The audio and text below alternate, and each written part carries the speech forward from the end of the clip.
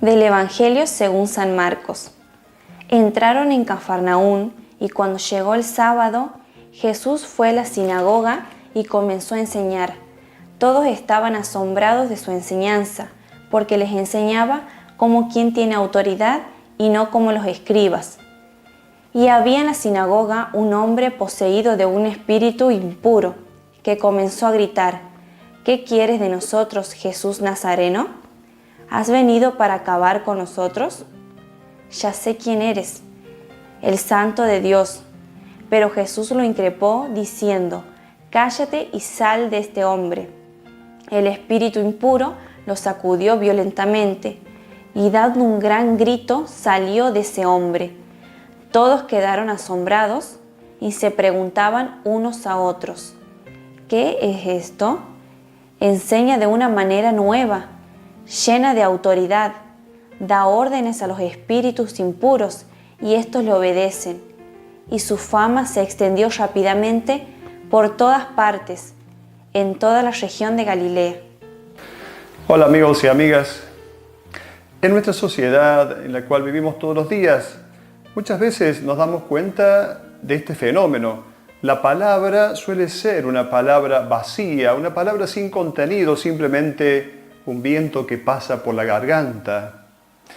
Lamentablemente, el tiempo en el cual nosotros vivimos, la palabra no tiene peso, la palabra no tiene consistencia. En cambio, la palabra de Dios será una palabra viva y eficaz, una palabra que realiza aquello que dice. Esa es la palabra de Dios. La sabiduría de este mundo muchas veces se revela como útil, ciertamente, se nos da a conocer como una sabiduría muy útil, pero tantas veces esta sabiduría humana no produce milagros, prodigios, cambios en el mundo. Estos cambios que sí suceden cuando esta palabra es dicha por el Maestro, es dicha por Jesús. Y vamos entonces a este texto que se nos presenta en esta liturgia del cuarto domingo del tiempo ordinario. Dice el texto que la ubicación es en Cafarnaún. Cafarnaún se convierte en la ciudad de Jesús. Sabemos que Jesús no va a comenzar la predicación del reino en Nazaret, su pueblo, su ciudad, sino que se traslada a Cafarnaún.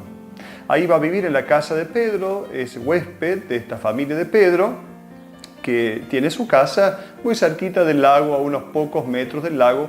Ahí Jesús va a vivir en Cafarnaún, en la casa de Pedro. El relato de hoy se convierte en una parábola para nosotros.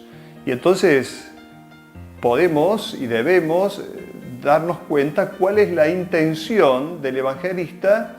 Y justamente la intención del evangelista, del escritor del Evangelio, es darnos a conocer realmente una síntesis de toda la obra de Jesús en favor de los hombres. A través de este relato se nos quiere mostrar esto. Para Juan sabemos que el primer signo ha sido las bodas de Caná, el primer signo. Y para Marcos entonces es también un signo. Los milagros en los evangelios son siempre signos. Esta curación del hombre poseído por el espíritu impuro va a ser el primer signo que presenta el evangelista Marcos, el primer evangelio que se escribe. ¿Cuándo sucede este acontecimiento? Es sábado. Día sábado, la gente va a la sinagoga a eso de las 8:30, 9 de la mañana. ¿Para qué? Para orar, para rezar, para escuchar la Torá, la palabra de Dios, y luego también para escuchar esta explicación de la Torá. ¿Cuál era la costumbre? La costumbre era leer una lectura sacada de la Torá, de los primeros libros de la Biblia, una primera lectura, luego una segunda lectura, está sacada de los profetas, y finalmente se hacía una homilía. Normalmente esta homilía era citar lo que habían dicho algunos rabinos. Esto era la homilía. Cuando se dice que Jesús habla con autoridad, significa que Jesús no cita a los rabinos, sino que es absolutamente original. Jesús no copia y pega, es absolutamente original. Claro, para aquella época alguien que hiciera esto se consideraba presuntuoso. Jesús no tiene nada de esto, no tiene este problema. La admiración de la gente depende justamente de que Jesús no se limita a decir lo que se había dicho antes sobre los textos sagrados, sino que hace un comentario totalmente inédito, libre, original del texto sagrado. Por esto este es Jesús que predica con autoridad.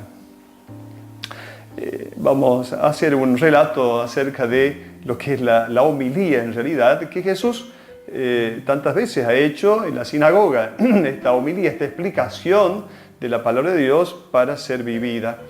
Se cuenta que en una ocasión en un pueblo vivían dos hermanos. Bueno, estos dos hermanos eran de muy poca buena conducta, dejaban que desear en su conducta, pero tenían una característica, tenían muchísimo dinero estos hermanos. Bueno, sucede que uno de estos hermanos muere. Cuando muere uno de estos hermanos, el otro que queda vivo va a decirle al sacerdote: padre, usted mañana va a hacer el funeral de mi hermano, tiene que decir que mi hermano era un santo. El sacerdote se sorprende y dice: pero querido mío, ¿cómo voy a decir que tu hermano era un santo si todos sabemos cuál era su conducta? Usted tiene que decir que mi hermano era un santo. Usted sabe que si usted dice que mi hermano era un santo, yo le voy a ayudar mucho para hacer la nueva iglesia que usted está haciendo. El sacerdote pensó un poco esto, la conveniencia de poder decir que su hermano era un santo. Sin embargo, no era fácil porque todo el pueblo sabía de la conducta de este muchacho. A la hora del funeral, el sacerdote en la homilía comenzó diciendo la verdad de esta persona. Bueno, todos sabemos, este hermano nuestro ha dejado que desear en su conducta, no ha sido muy luminosa, sabemos que ha jugado demasiado su dinero, ha malgastado su dinero, ha cuidado poco a su familia, pero comparado con su hermano, este era un santo. Y de esa manera entonces el sacerdote dijo en la homilía lo que el otro quería escuchar.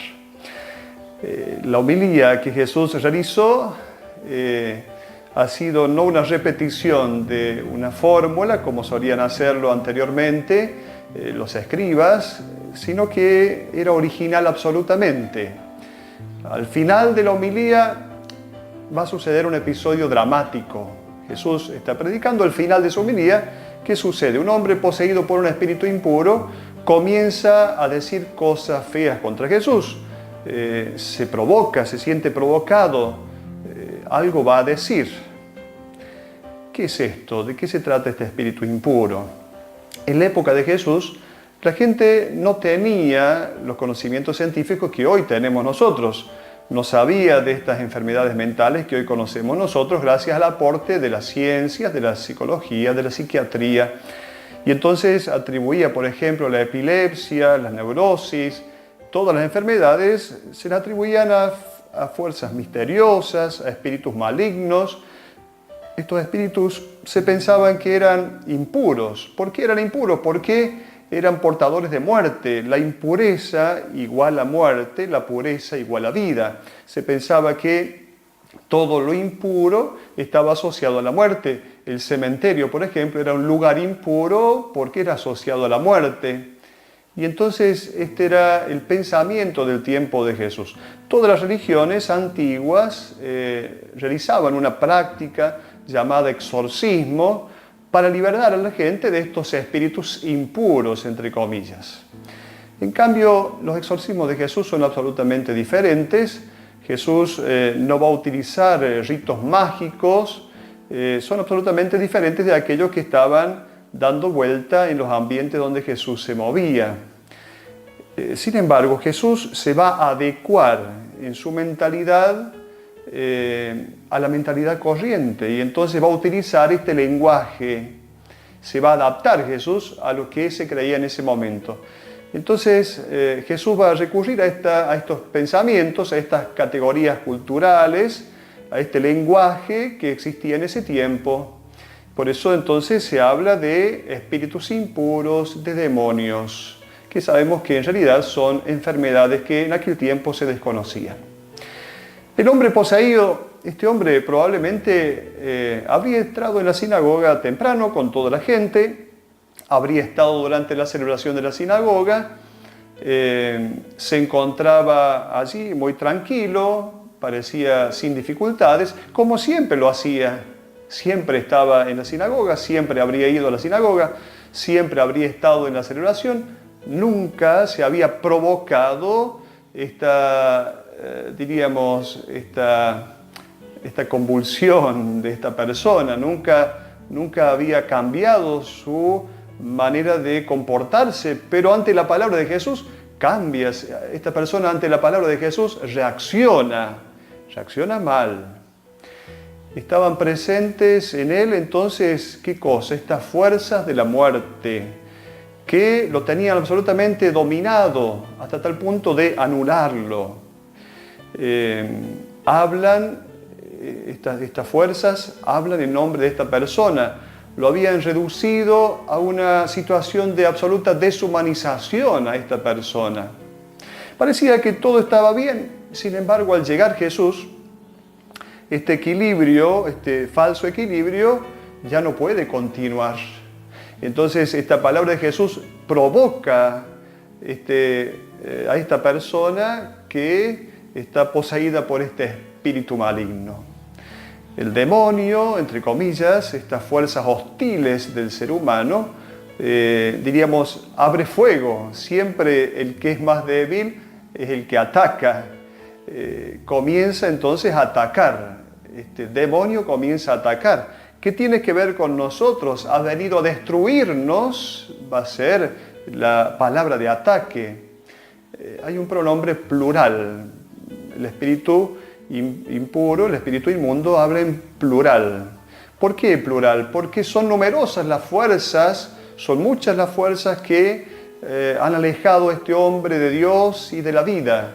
Tiene muchos nombres esta fuerza del mal. Podríamos pensar en un esquema más tradicional en lo que se llamaron los 7 pecados capitales: la lujuria, la gula, la avaricia, la pereza, la ira, la envidia, la soberbia.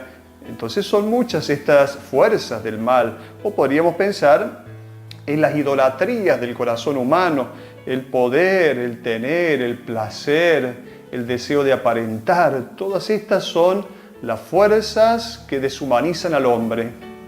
Jesús pronuncia 2 órdenes totalmente taxativas: cállate y sal de él. Cállate. Podríamos decir que con esta expresión Jesús quiere desactivar a estas fuerzas que están dominando al hombre.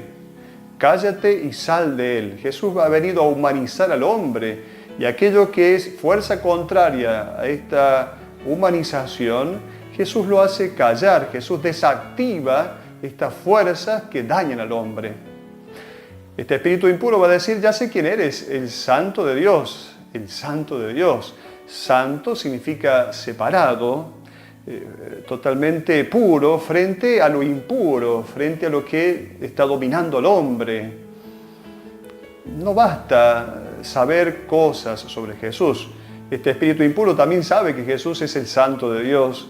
No bastan saber cosas sobre Él, es necesario ser liberados por Él. Es ahí cuando se da la transformación de la persona. No somos transformados por saber cosas sobre Jesús. Somos transformados cuando dejamos que Él influya sobre nuestra vida.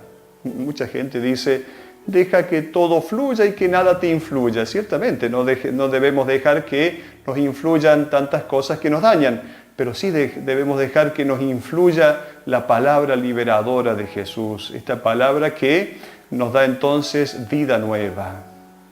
Una predicación que no expulsa los demonios, es decir, estas fuerzas que dañan al hombre, que deja todas las cosas como están, que no cambian al hombre y al mundo, no es una predicación que viene de Jesús, no es una palabra liberadora. Por lo tanto, los discípulos de Jesús somos aquellos que primero somos liberados por Jesús y luego somos liberadores con Jesús o en el nombre de Jesús. Primero nosotros somos liberados y luego liberadores. Y gracias a Dios tenemos tantos buenos ejemplos de hombres que en nombre de Jesús han dicho palabras que liberan al hombre de tanto daño, de tanta corrupción, que liberan al hombre de estas fuerzas opuestas que deshumanizan. Hombres como Tonino Velo en Italia, como Monseñor Romero en El Salvador, como el obispo Angelelli en La Rioja, como el Papa Francisco hoy en el mundo entero. hombres capaces de decir una palabra que en nombre de Dios es palabra viva y eficaz. Hasta la próxima.